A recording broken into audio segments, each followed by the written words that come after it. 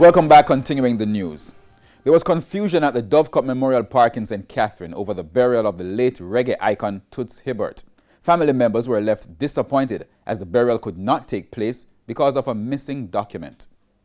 It's not the send-off one would have expected for the late, great reggae icon Toots Hibbert. Because of the coronavirus pandemic, attendance had to be kept at a minimum at the Perry's Funeral Home Chapel in St. Catherine. The event, however, was live-streamed. A welcome for attendees present and online, though, with the Toots and the Maytals hits blaring in the background. They would also feature during the tributes. From guitar impersonations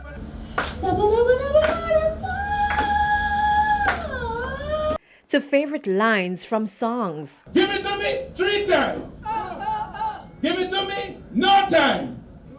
He was a pioneer, a cultural ambassador par excellence. Toots's contribution to Jamaica, the Caribbean and the world transcended music. Apart from giving the name reggae to the genre, Toots made people realize that Jamaicans were engaging, they were intelligent, they were fun, they were fantastic people. And he was an ambassador for this country for decades. A private burial would follow at the Dovecote Cemetery in St. Catherine. A few people lined the streets to take in the procession, some rocking to Mr. Hibbert's chart toppers, which were blaring from a vehicle. Then, alas, the final stop. All appeared to have been in place until it was pointed out that the burial order was missing. By law, the body cannot be buried unless a burial order is produced.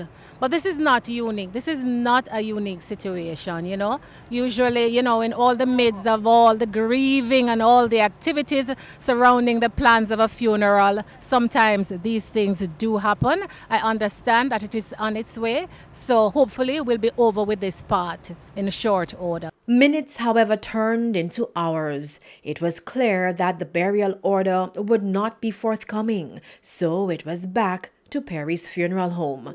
While that was unfolding, a gathering of Mr. Hibbert's family in Clarendon. They continue to insist that he be buried in Treadlight in the parish. The people argue that this is where the reggae legend would have preferred to be his final resting place. They tell TVJ News that they only learned of Thursday's memorial Wednesday. The family can come together and we want him here. I don't feel good about it, what happened today.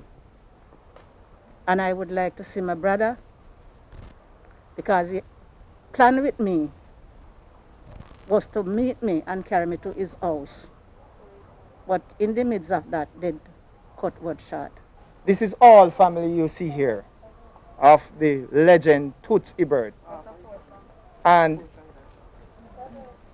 if I should say, I was there at the funeral today, and to see the outcome of the funeral, it wasn't one that was pleasing.